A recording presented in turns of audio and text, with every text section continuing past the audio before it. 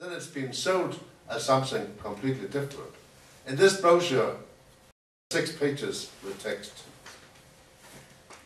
3 of them is about the treaty, where it's misleading in the representation of the different topics from the treaty.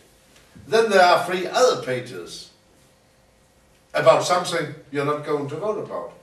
It's the so-called Irish assurances. These Irish assurances is called legally binding. And they are in the form because they are sent as a document to the United Nations Register of International Treaties.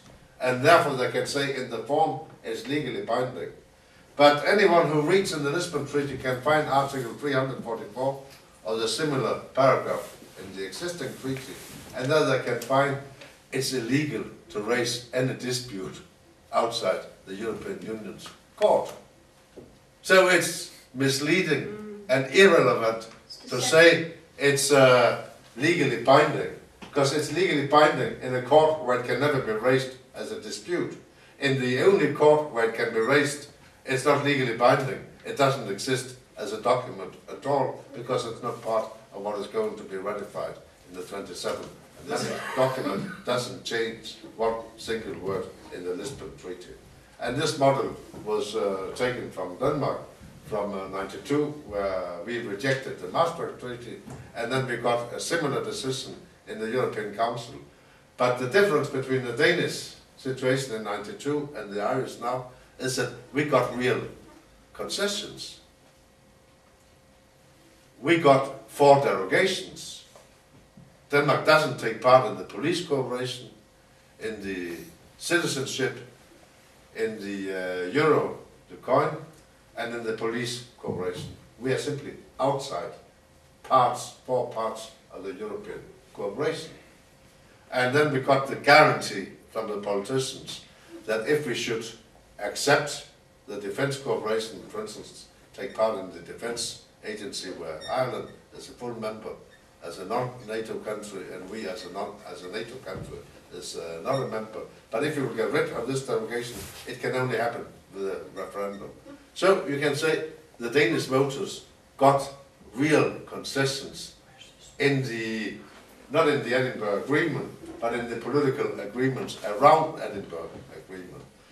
We got a promise that nothing could be changed in these 4 areas without the politicians asking us, the voters, in a referendum.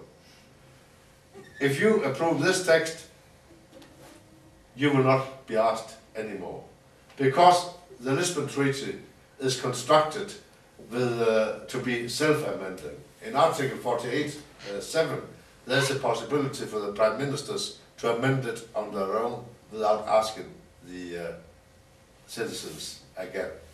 And this was also the conclusion of the Prime Ministers when it went wrong, as they say, in the referendums in France and the Netherlands.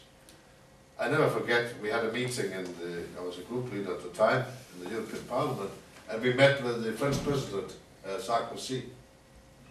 And he said to us, "Je regrette. I regret the no vote in France, but it's not my fault. It's not our fault. Any country voting on this text would say no to this treaty, because there's a conflict between the elite in Brussels and the normal voters." I was sitting applauding the French President when he answered my criticism. And then he concluded, to my surprise, that therefore we should get rid of referendums. Since the voters can't vote right, we have to get rid of referendums.